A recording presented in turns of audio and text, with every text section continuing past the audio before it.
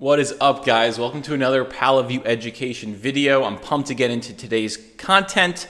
We are just going to dive right in. So we're going to be talking about different types of tokens, and specifically, we're going to start with what is a token?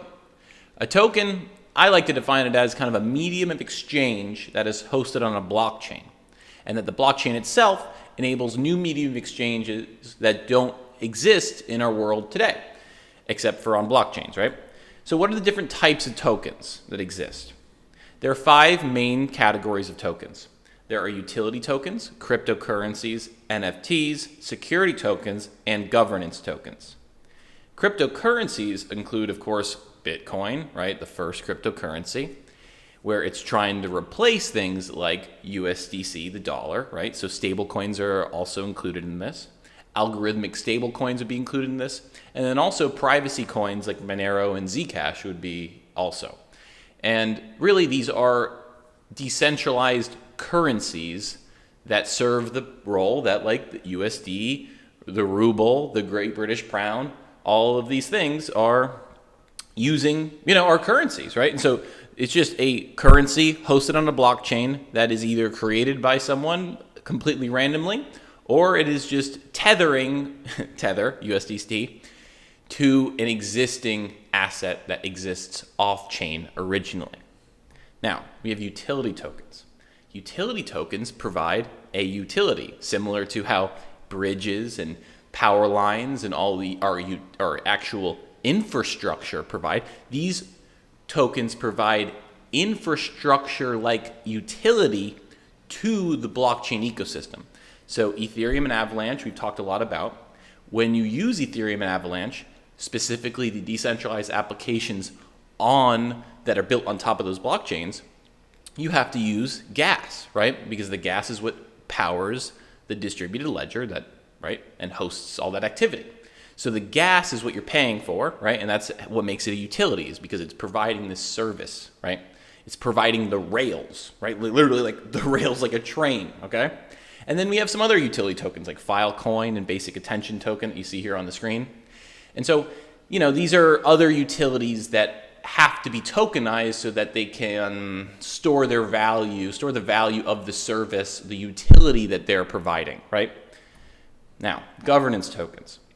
So these are community-led organizations, decentralized autonomous organizations, DAOs, which we haven't talked too much about yet, but we have done a report on Maker, Colony, and Ribbon Finance, which you'll see on the screen here. And then Uniswap here on the bottom left is the biggest of all of the governance tokens. So using and holding these tokens allows you to have democratic voting rights for those platforms, for their treasuries, and all the things the services that they provide, right?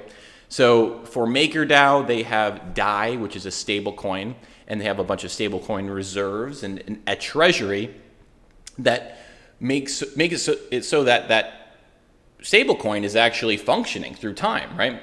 So how they manage that treasury is determined by the governance, and the people who have the most governance rights determine how that treasury is mobilized. And that's the same with all these other projects on the screen here: Colony Lab, Ribbon Finance, Uniswap, okay? And then we have NFTs, right? These are non-fungible tokens. We're all kind of familiar with this. If you're familiar with Bored Apes, you're familiar with CryptoPunks. They're on the bottom right here. The CryptoKitties, if you're a real OG. And then I threw in my NFT right there, which is a Platypus Finance NFT from a while ago. That's worth absolutely nothing, and I didn't spend any on it, so that's good. But NFTs are just unique, one singular tokens, right? So it's not like there's how there's 26 million Bitcoin. There's only one of your NFT, right? It's a non-fungible token. The future of this might be more interesting. Right now, it's not that interesting, right? It gives you rights to certain things, certain communities, but at the end of the day, still an experimental time for NFTs.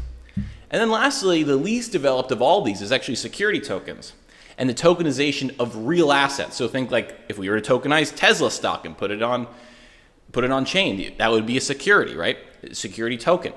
KKR, a massive asset manager, has actually started to tokenize some of their funds so that you can get the minimum investment to participate in those funds down. So you can see also Hamilton Lane did the same thing.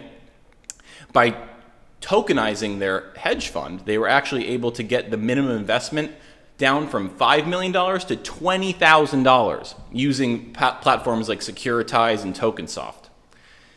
Now, what's next? What is the next generation of tokens? So if you were to ask me, the most interesting things that are going to be built on blockchains have to do with tokenizing real-world assets, securities, and then the governance tokens that determine. And so let me back up. Say all stocks are tokenized on a platform, and that platform is a software, just like a Uniswap is, right? That software has to govern itself in a decentralized manner if it's going to continue to have the same values that the current blockchain ecosystem has. So the governance tokens that govern the software that host securities like stocks, real estate, bonds, right? This is the big opportunity of our time. Those are the tokens that will be extremely, extremely interesting to participate in the coming years. Now, that's it for today's video. Thank you guys so much. Hope you guys have a great freaking weekend.